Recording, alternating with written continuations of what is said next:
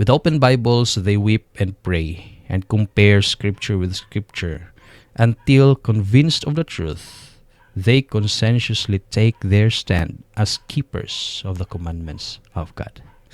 Ngunit, pagdating ng tanong sa kanilang isip, ano ba talaga ang susundin natin?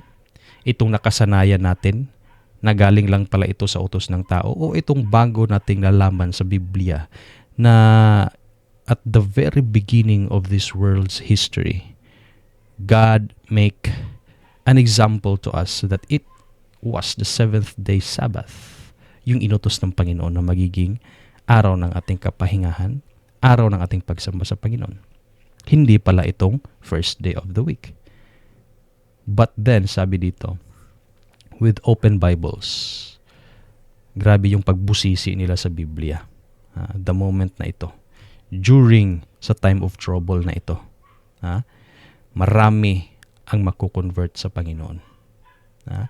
They will weeping, they will praying to God, and they still comparing Scripture with Scripture. Grabe yung pag-aral nila sa salita ng Panginoon. And that the moment, the people will convince to the truth.